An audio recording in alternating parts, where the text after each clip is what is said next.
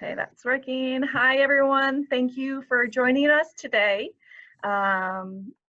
We are excited to have William Waggoner, President and CEO of Stoney Creek Advisors, present How Long Will the COVID-19 Recession Last?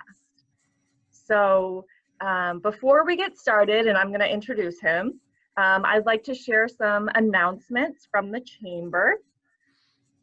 First, on our homepage, we have a brand new webinar tomorrow. We just announced it, and it is Understanding Executive Order 2020-147, which is the mask requirements.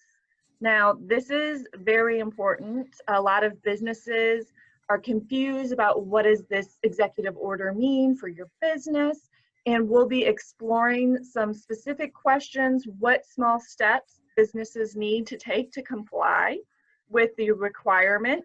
What does the enforcement section 3 mean for businesses in the case of non-compliant customers? And what state or law enforcement agencies will be a part of this order?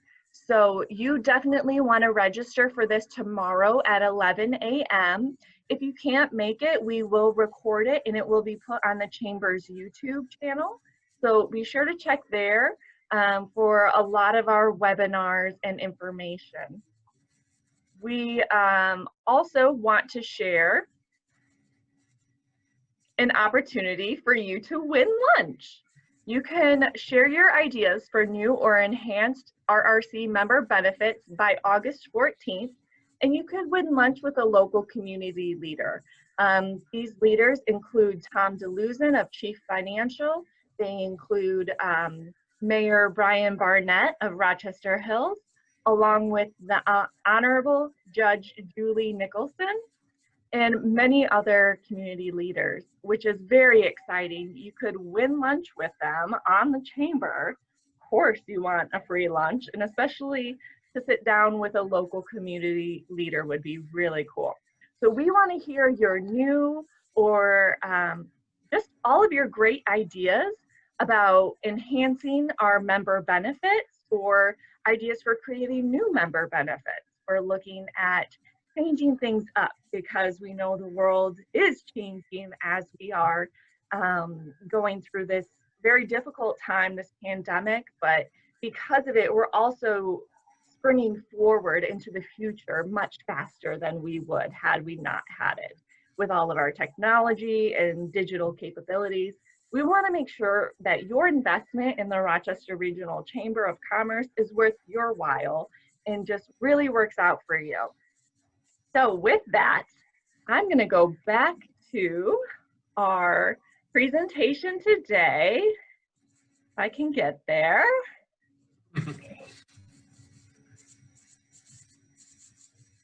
And it is How Long Will the COVID-19 Recession Last? With William Waggoner, President and CEO of Stoney Creek Advisors. He is also a financial advisor for over 25 years, a small business owner for over 8 years, and an adjunct professor of economics at Oakland Community College for 20 years. So he has a lot of experience, a lot of credentials, and expertise to share what he's going to share with you today. The presentation will include the current conditions and when things should get back to normal, and then at the end you'll have time for a Q&A wrap-up. So at this time, I'm going to stop my screen sharing and turn it over to Bill, and you should be able to share your screen now. I'm going to share the screen now, so let's see if we get this to work here. Let's see. All right, how's that look? Everybody see it? Great.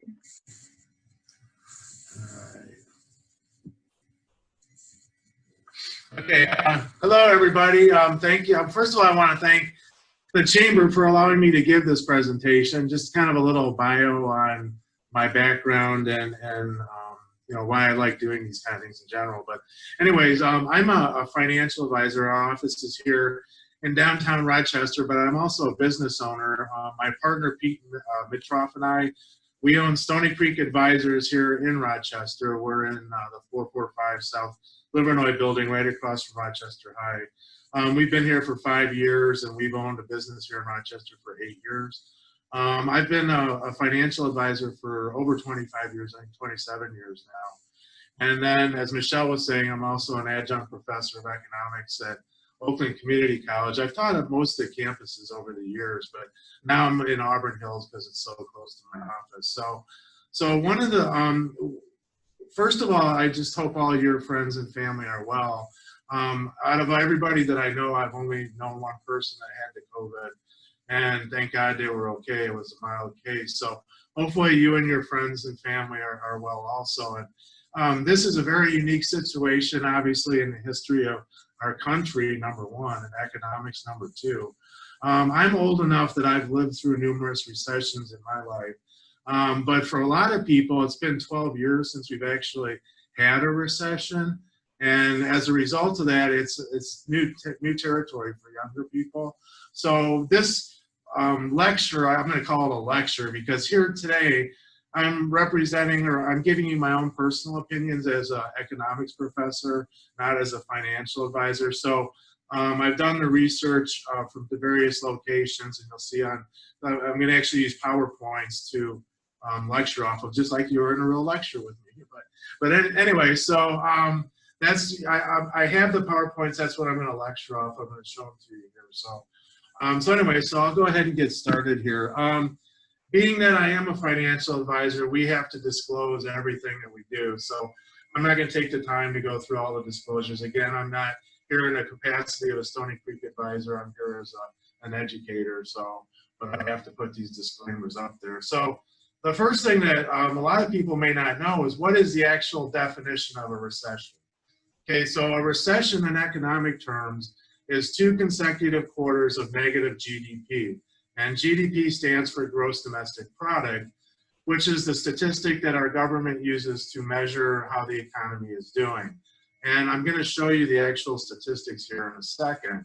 So the 3 main indicators that we use in economics, or as the government, to measure the economy as a whole, are gross domestic product, GDP, the unemployment rate, and the inflation rate. So I'm going to go through all those. The next slide I've put up will actually have where we're at right now in regards to everything in the economy.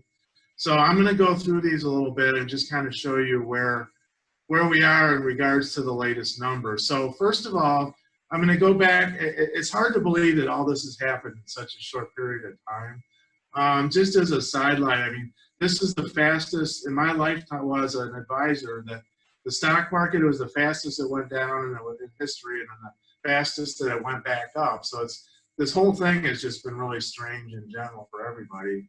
And but gross domestic, back in February, I gave a seminar on how we were doing in the economy at that time. And so you'll see in the February column, those are the numbers that were at the beginning of the year. So our gross domestic product at that time was increasing at 2.1%. Our unemployment rate was 3.5% nationally, and our inflation rate was 0.1%. Which annualized was less than 1%.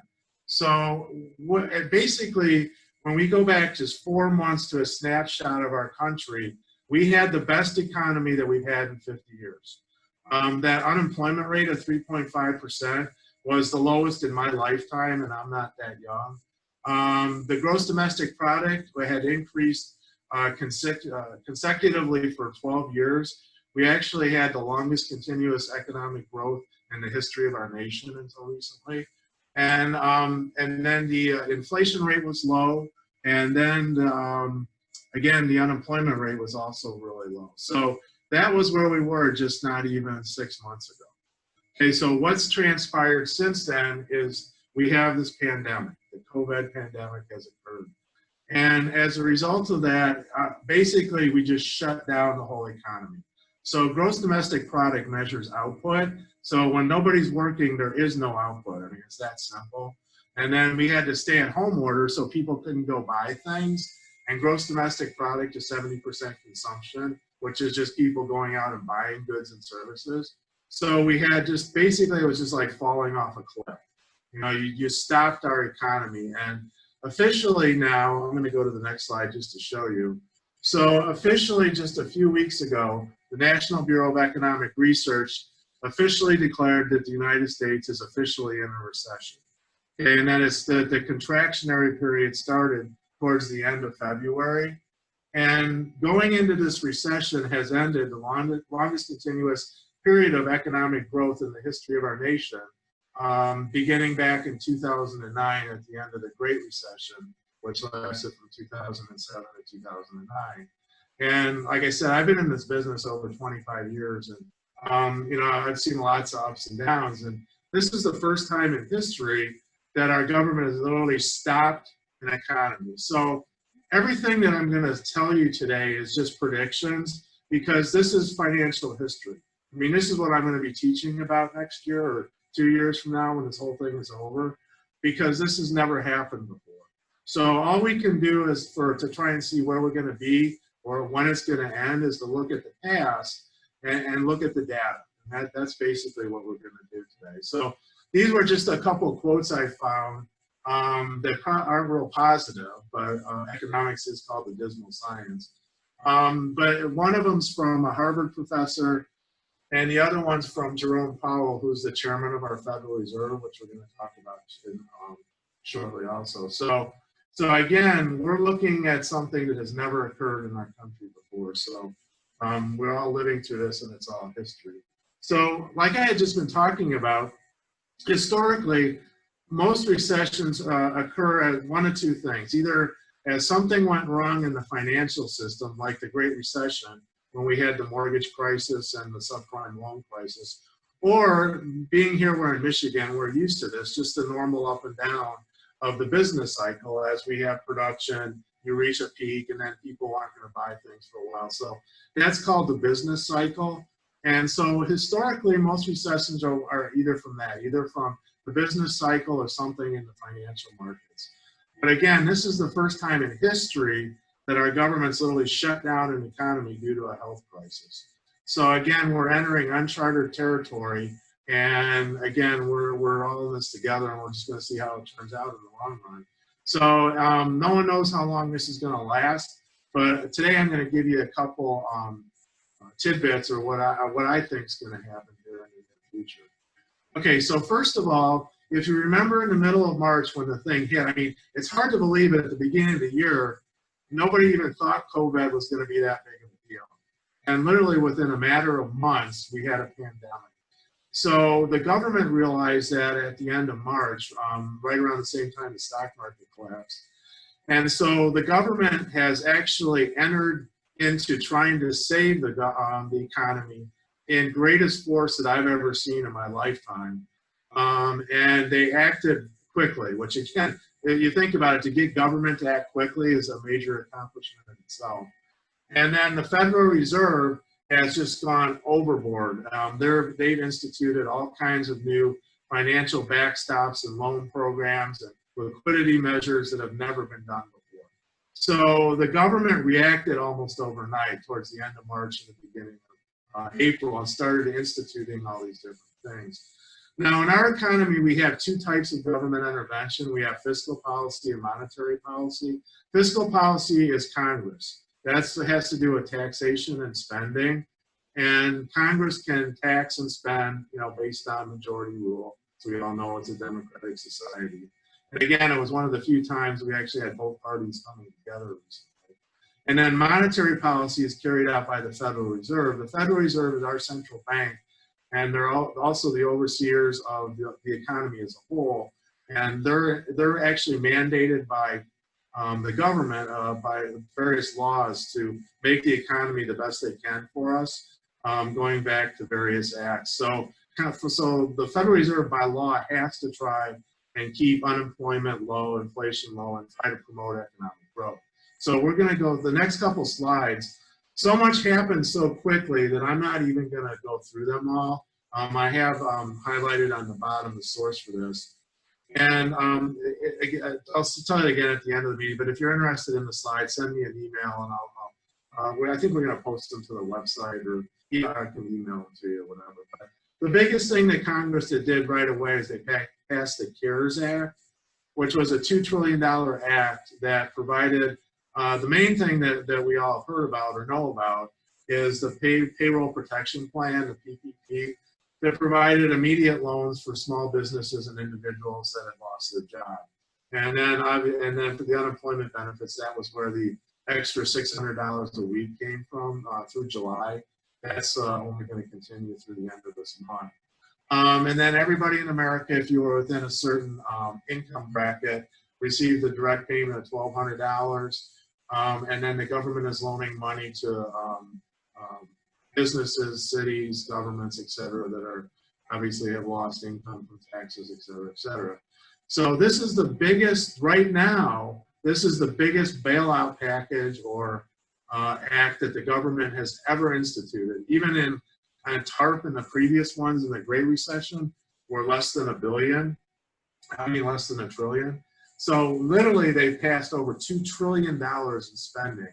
And it's going to keep going from here because now recently the Congress is talking about potentially doing another round of stimulus checks and another round of loans. So I don't really have time to go into the implications of buying this much debt, borrowing this much debt so quickly. But I'll just tell you that our government's increased its overall debt by 20% in 3 months. And I'm not talking about the debt, I'm talking about the debt from 1776 until today.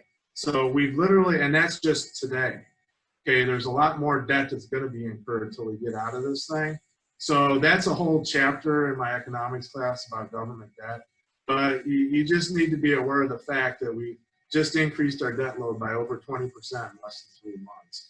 And we're all going to pay for it eventually. It's just who knows when. So monetary policy is the Federal Reserve interacting in the economy to try and prevent it from collapsing. Thank God they did, because we had an almost near, obviously as a financial advisor, I'm buying and selling securities in the financial markets. And there was a few days there at the end of March where we had no liquidity in the bond markets. The actual monetary system had frozen. And the reason is everybody was so afraid. Whenever you get this panic situation in the markets, people want to go to cash. And that's the number one thing when people panic. They want to sell their investments, get out of the markets, do that. Well, if everybody's selling at the same time, we live in a market system. You have to have a buyer and you have to have a seller. And if everybody's trying to sell, there's no buyers, which causes the market to freeze up and there's no liquidity. In other words, you can't get your money and you end up paying a bigger spread. And anyways, I'm getting technical here, but just so you know that there was a huge discrepancy for about a 2-week period. And the Fed stepped in right away and said, we're going to take care of this. And that's when the market literally started to rebound after the 3,000 point drop. Was that the next day the Fed came out and said, we're going to do everything we can to support this market. And that was the beginning of the rebound of the stock market, which I'm going to get to a little bit later. But these are just some of the things that they have done. And there's so many of them that I really don't have time to get into all of it. But the 3 main points that they've done is, number one, they've lowered interest rates to 0. And Jerome Powell has basically said that they're going to stay at 0 for as long as necessary, which in our opinion is 2 to 3 years minimum. So again, this is the same situation that happened in 2009 and 10, where we had almost 0 interest rates for almost a 10-year period. They stepped into the market to provide liquidity in the private markets. And by the private markets, I mean that's the stock and bond markets, which was what I was referring to earlier. And they have never done that before because by mandate, the Federal Reserve normally can only lend to member banks that are part of the FDIC, part of the Federal Reserve banking system and part of FDIC with guarantees and that type of stuff. So this is a first. Again, almost all these things are first that the Fed actually had to go and amend the Federal Reserve Act to do. And so basically, just in a nutshell, they lowered interest rates to 0, increased the liquidity for borrowing for businesses, the financial markets, individuals, actually all states, governments, et cetera, because everybody's going to be short of money because of the crisis. And on top of that, they've also offering help to foreign nations that because of international trade need to exchange their currencies into dollars to facilitate continuing trade with the rest of the world. So again, they've basically done everything they can do, and they've said that they're going to continue doing everything that they can do going forward.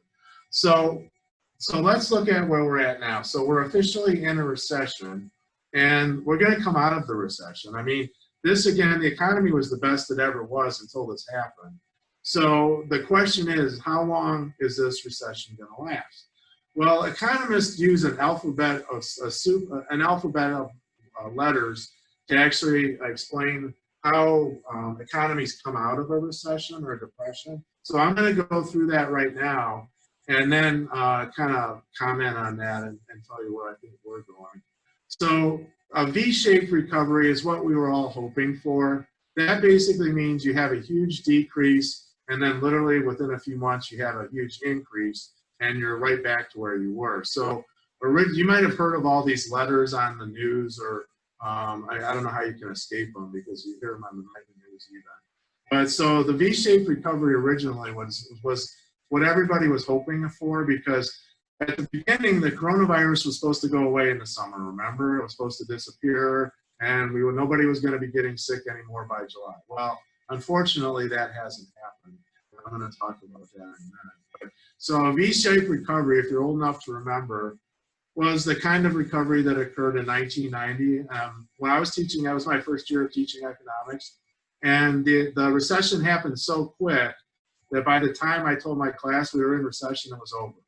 So that's an example of a V recovery, because the GDP data is released on a quarterly basis. So every quarter, and then it takes them about a month after the end of the quarter to release the data. So there's usually a 3 to 6 month lag to get the GDP data of what it really is. So again, that was such a short recovery that it was V-shaped. Okay, U-shaped means there's a longer period. You have a decrease, a continual flatness, and then again another increase. So it's referred to usually as a long period of decline and recovery, lasting more than a few years.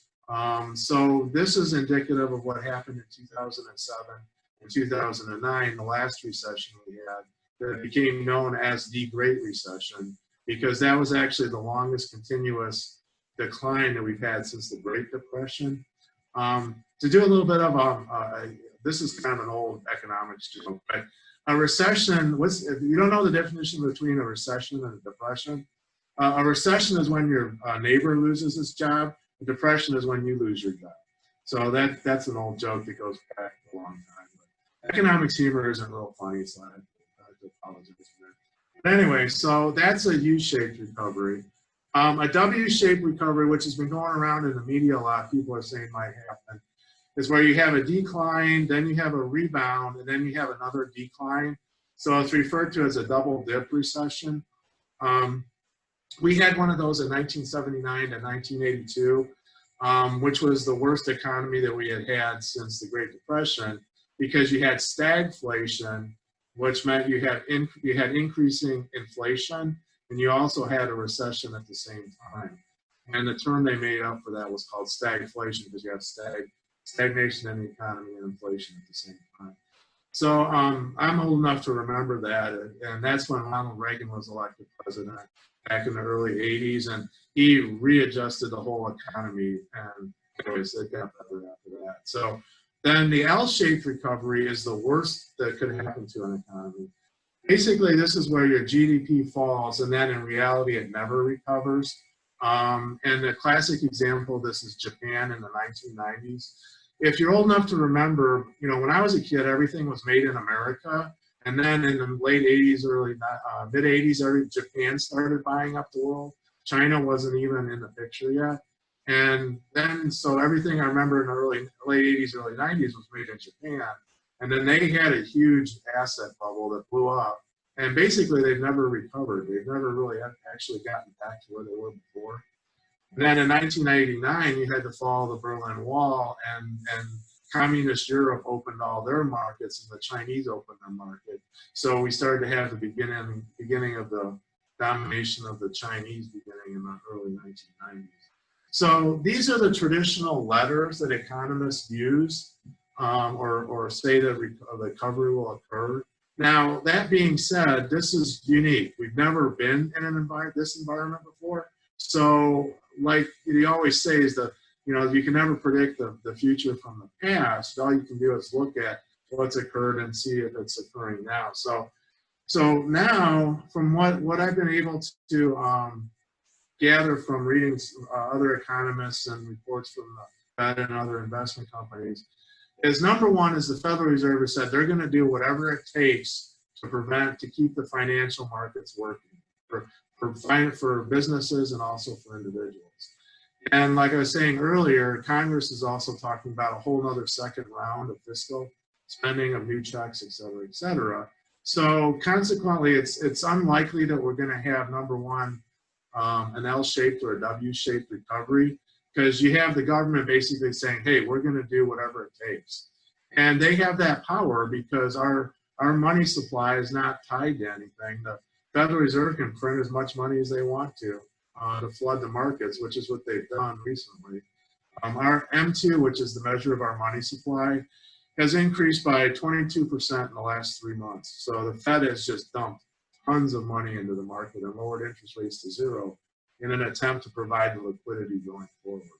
Okay, so a V-shape, unfortunately, like I was saying earlier, people had originally hoped that we were going to have a V-shaped recovery, that, once the virus is gone, everything's going to go back to normal. But unfortunately, as we've seen recently, that's not happening. The virus didn't go away in the summer like it was supposed to.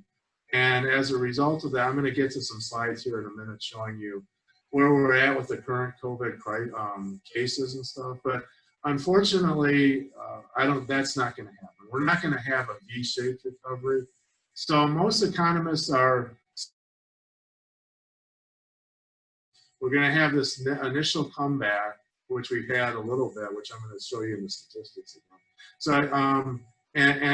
but we don't really know where it's going to go from here, because now that the virus is back, states are starting to shut down again. I don't know if you heard on the news, but just last night, California went backwards. They shut down all their restaurants and bars, gyms, everything that we just reopened a month ago. They just re-shut down in the whole state. So you're starting to see actual shutdowns again, which is obviously not going to be good for the economy as a whole. So most economists are saying that we're looking at some type of U recovery, that we're not going to come out of this recession until the end of 2020, maybe even the beginning of 2021. And when I say come out of recession, what that means is that we have a positive gross domestic product again. In other words, that'll go from a negative number that I was showing you earlier.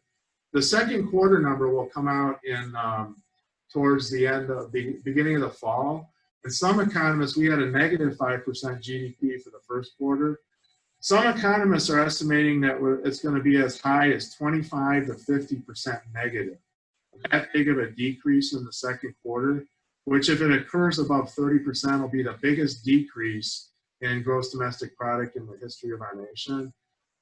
So to counteract that big of a decrease, to get positive again, with the things starting to shut down, is not looking, unfortunately, real positive. Now, there was actually an article in the Wall Street Journal today that since this hasn't happened before, they're coming up with new letters, okay, to try and describe. So the big one is the swoosh, and I kind of think that that's what we're going to have. So just think of the Nike swoosh, where you start off at the top, it goes back down, and then it kind of goes back up gradually over time.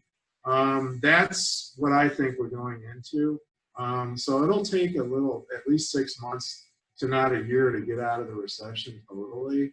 But I think this is going to be a 2 to 3 year recovery process before the economy actually gets all the way back to where we were in February this year, just because the unemployment rate is so high. I don't know, I'll kind of just say it again, I don't want to go backwards with the slides, but the unemployment rate had decreased there's a couple bright spots in the data. First of all, the unemployment nationally had decreased from 14 to 13 to 11 nationally. But unfortunately, our unemployment rate in Michigan, we always have the worst when things go bad. So we actually had the second highest unemployment rate other than Nevada. we hit 25% in May or in May when everything was at its peak closure. And even with the opening, we're still only down to 21%. So on a national level, we have 11% unemployment today and still 21% in Michigan. So just think about that for a second.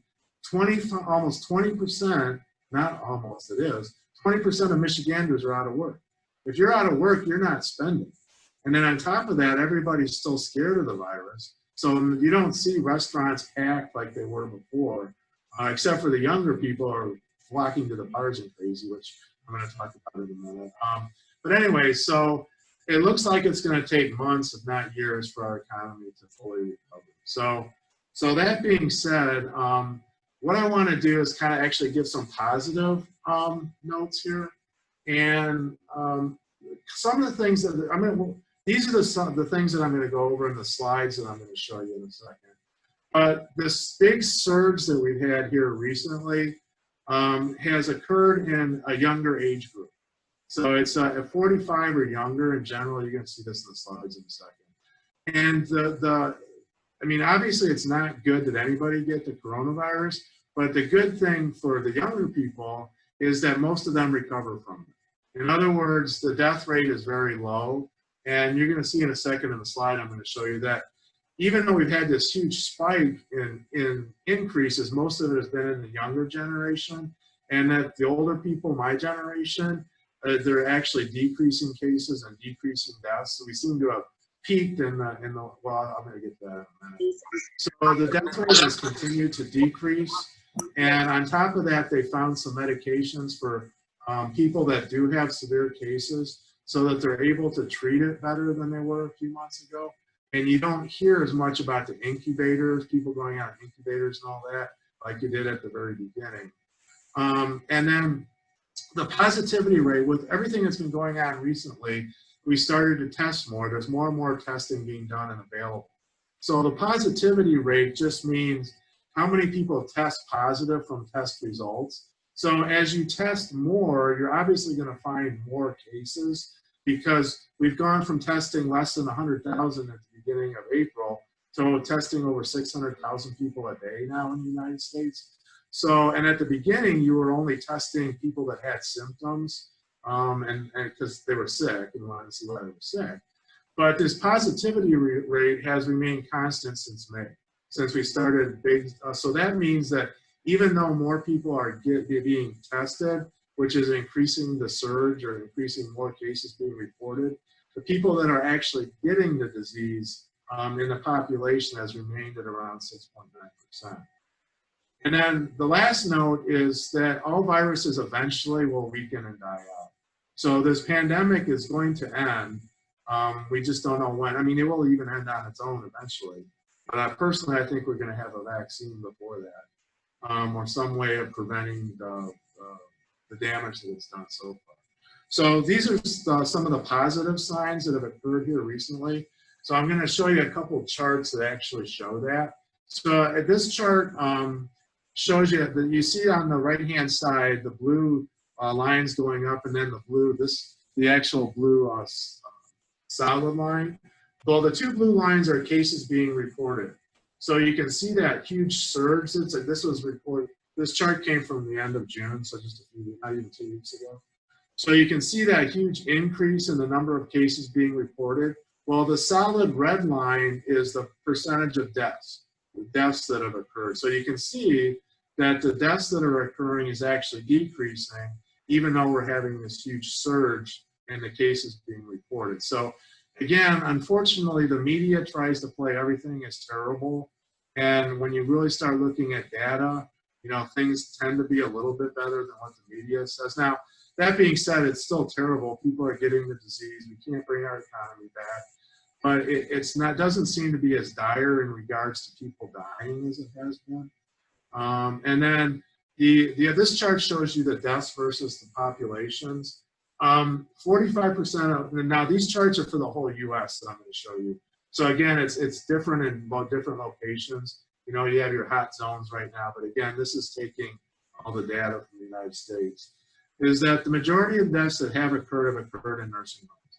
So 45% of all deaths have occurred in actual nursing homes, with the elderly population. So again, this is what you've been hearing on the news, that it's basically elderly people 65 or older that are at risk, and that in general, it's, you know, younger people, you're at risk of getting the disease, but for the younger people, the majority of them are tending to be more asymptomatic, where they're having very little actual results of sicknesses, and then they're the danger people because they don't feel sick, so they're passing it on to people. So if you actually look at this chart, you can see that if you add up all these numbers here, where the deaths have occurred, over 80% of the deaths from the coronavirus have occurred from people that are 65 years or older. So again, you know, it's something that has occurred with people that in general have compromised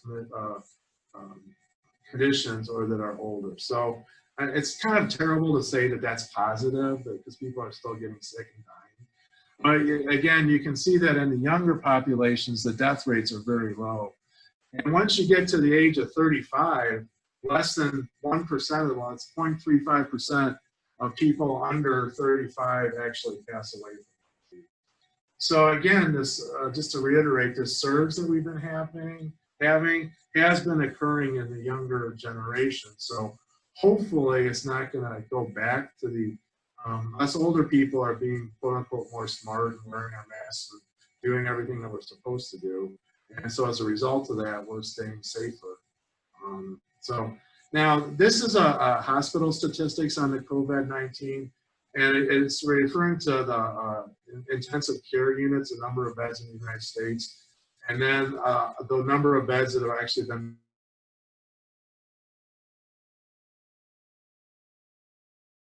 it's pretty much remained stable ever since this thing started. I mean, there's been a little bit of up and downs, but again, the other thing that it's impressive, even though is that, oh, are you guys still there? Okay. Is that the blue line sloping downward is the number of hospital beds that have been that are being used for the COVID virus. So again, it's in a decreasing mode for the United States as a whole. Now, again, when you look at the hot spots, if you're in Arizona, Florida, or California, again, they're starting to see an increase in hospitalizations there, et cetera. But again, it's because so many people are getting sick. But, you know, again, as an overall thing, you know, it seems to be getting a little bit better in regards to deaths. And so I'm an old elderly person, and I've been through numerous, you know, crises in my life, just like I'm sure most of you have. And we had such a glorious 12 years of really nothing going wrong that you really kind of need to step back for a minute and realize that America has survived tremendously worse things. I mean, again, I hate to say worse because, you know, people's lives are at stake, but I just threw some of the statistics together to show you some of the things in my lifetime that disrupted the economy and people in general. People have been doing a lot of comparisons between this pandemic and the Spanish flu. The Spanish flu was actually the worst pandemic that has ever occurred in the United States. And in 1918, it killed 675,000 Americans and over 50 million people worldwide. And there's some estimates that it could have actually gone up to 100 million. To date, we've had 135,000 deaths from the COVID nationally, and hopefully it's a lot less going forward. So in regards to, you know, has there been something like this before? Well, there has been. About 100 years ago, there was with the Spanish flu. And then, of course, just some of the recent events that have occurred over the you know, my lifetime. Well, not World War II. I'm good. But anyway, so you have the, you know, World War II, the Vietnam War, the '67 riots. A lot of you remember I learned how to drive during the oil embargo, stagflation, 21% interest rates, and then all the medical things in recent years, the herpes, the AIDS, the avian flu, the swine flu, the MERS, the SARS, and then, of course, the Great Recession. Well, during every one of these things, if you listen to the media as a whole, the world is going to end. Okay, and we're still here. America is still great. And we survived the last recession in 2007 and 2009 which was actually the worst recession since the Great Depression. And look what happened afterwards. We had the longest continuous period of economic growth in the history of our nation. So this recession will end also, and this pandemic will end. So I just kind of wanted to end this lecture on some positive notes that, again, we're all in this together. From my own personal perspective, this kind of reminds me more of 9/11, where you had an event that occurred to the country as a whole, and everybody kind of bound together to get past it, versus you know, some of the other crises that were kind of tended to alienate people. Hopefully this will start to bring people back together. So the pandemic will end and America will survive. So so I just wanted to end this talk with the unknown item that's in the background. What's the term for that? The elephant in the bushes, whatever that term is. Well, the term is, this is all going to go away once they find the vaccine. Okay, and there's been a lot of positive notes as of recently in the last month or so. There's 2 drug companies that have entered, are going to start entering initial trials for the vaccine at the end of this month. So you're talking about just a few weeks away.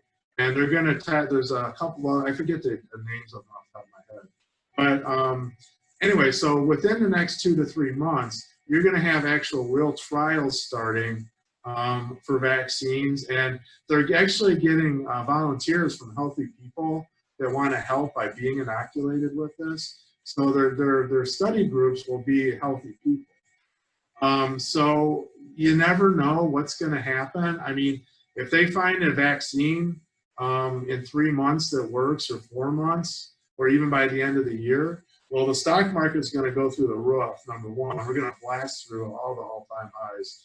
And the economy should start to really recover at that point, because then everybody can go back to work and for the businesses that have survived. Now, that being said, it's awful hard for small business people to survive with no revenue, as we all know. We're all small business people. So it just kind of depends on how long, you know, just keep your fingers crossed that we don't have to close again in Michigan like they're having to do in other states.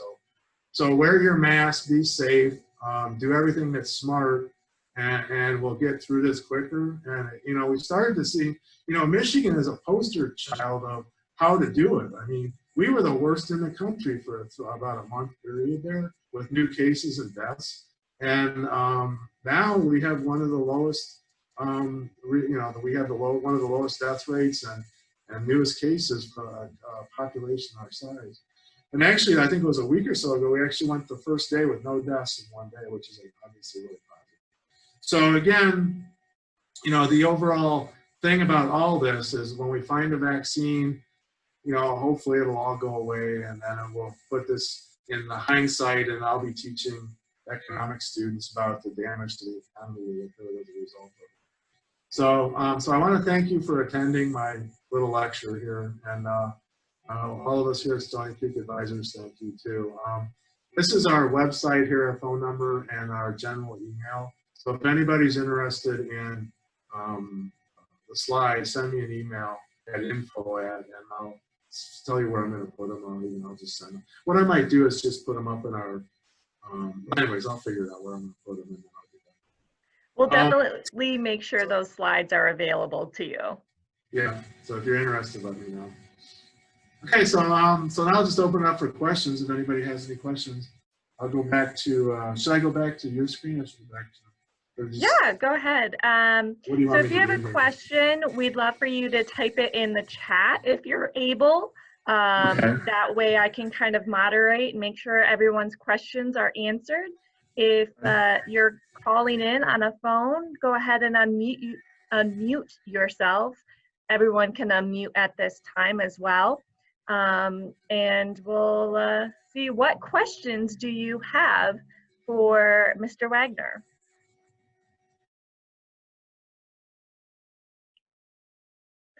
Oops, I think I just muted everyone. Whoops. Okay, here's a question from Donna. Will there be permanent damage to real estate?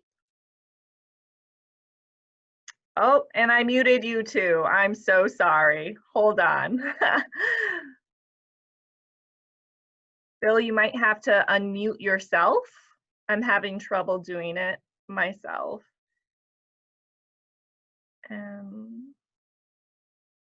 Let's see if we can get you back here.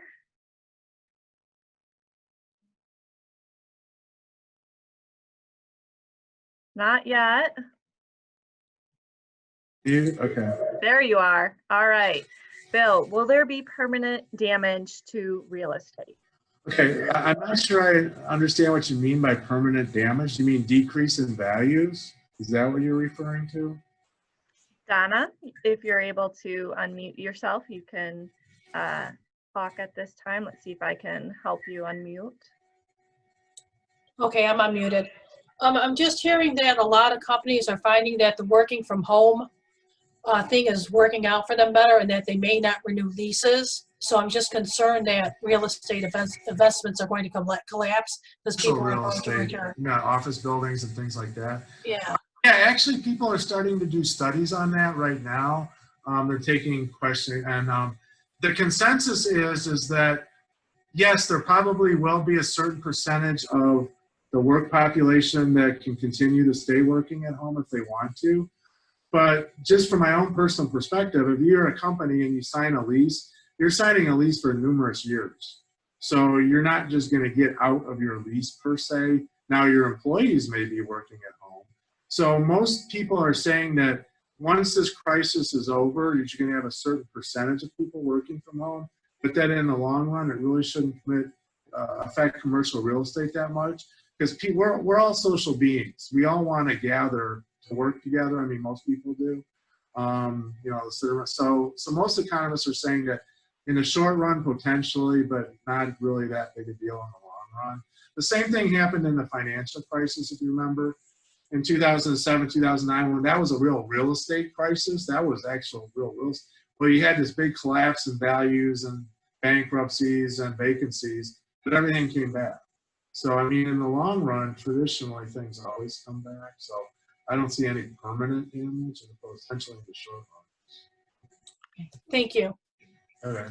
Awesome. Our next question is from Erica. She asks, what about inflation for next year, 2021? Okay, well, most economists are saying that what happens with inflation is once we start to have inflation, the Federal Reserve starts to raise interest rates. That's how they stop inflation. So the Federal Reserve has stated that they plan on keeping interest rates low for 2 to 3 years. So we don't see any, well, actually, if you go back to that one slide I had earlier, at the beginning of this year, our inflation rate was running around 2% at the end of last year, which is normal, but it hadn't been that high in 20 years because we were starting to see an overheated economy or getting wage inflation and things like that.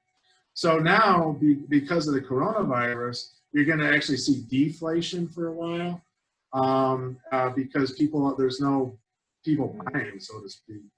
And so for the short run, again, there's not going to be any inflation. The only inflation that's going to happen is supply chain disruptions.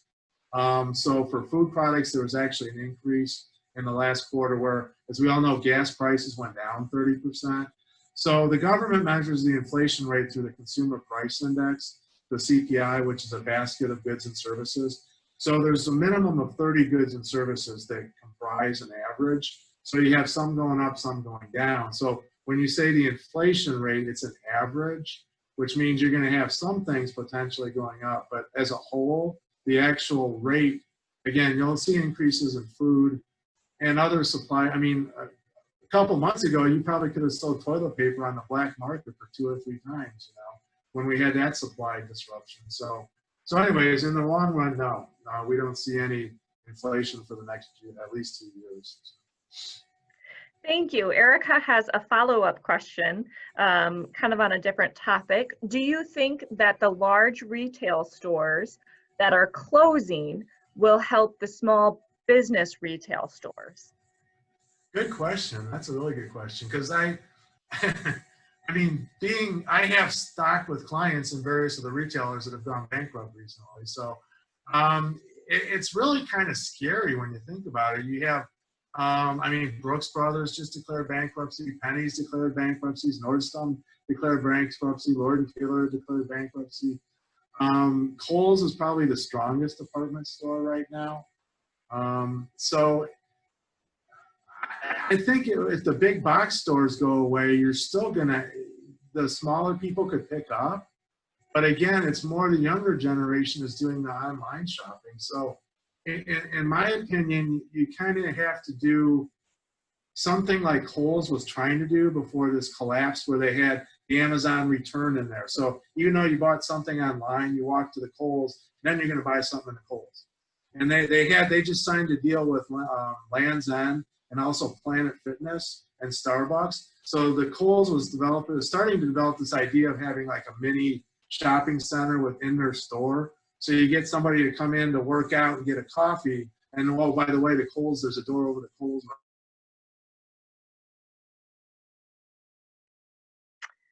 Are you there? It got all lost you for a moment. Oh, unfortunately, it all got disrupted because of the coronavirus. So to answer your question, if people want to go buy things and the smaller people can survive, I mean, they're the most vulnerable, is the smaller people. So yeah, potentially it could.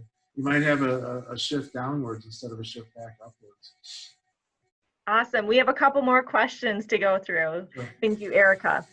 This one, do you think that the recent gains suggest the stock market is already pricing in the prospects for a vaccine? Right. Yeah. From my perspective as a finance person and a pseudo-economist, there's a real big disconnect now between the economy and the stock market. The stock market is almost back to what it was before the collapse. It's within 5 percentage points of what it was the other day. When I say the stock market, that's the S&P 500 or the Dow Jones. The Dow is an index. The S&P was actually almost positive for a little while yesterday for the year. And so the stock market historically is a pre-indicator of the economy in the future. So with the stock market going up here in the short run, the market is pricing in my opinion, a V recovery, or at least a short U or a swoosh like I was referring to. So that the market is thinking that things are going to get better. Usually it precedes the economy by 6 months to a year. So basically the market is saying we think everything's going to be better in less than a year. Well, we don't know. I mean, you never know until that data comes out. So right now, the economic data it's just so crazy because there's so many people out of work because of shutdowns and stuff still. So we really don't know an answer to that. But from my own personal perspective as an advisor, the market, in my opinion, will end up, maybe the S&P will end up the year around 32 or 33. And then we're going to have a 10% pullback sometime between that. I don't think you're going to see the lows that we hit in March of down 40%. I think we bottomed out since that. But historically, if we go back into another recession or we don't come out of this one, the market historically over time is a 20% decrease in the overall market. So that means we'd have about, like I said, a 15 to a 20% pullback from here. And then if it's just a normal correction, about a 10%. But yes, I definitely think there's a real disconnect right now between, and that's the big thing in my business right now is trying to basically just maintain an asset allocation that covers everything so that you don't worry about which way the market goes, which, again, is what we do for a living. But that's where the average investor mistakes because they panic when the market collapses, they sell everything. And then the next day, the market goes back up 3,000 points. And they're like, huh? And they missed the increase. So anyway, and these markets are just crazy right now. I've never seen markets like this where all the action is happening at the open when the futures market the night before. So you'll see the market open up 2,000, down 3,000. So if you're trying to trade the market, you'll never be able to do it because it's already happened overnight. And it's all based on news. Everything in this market today has been based on news.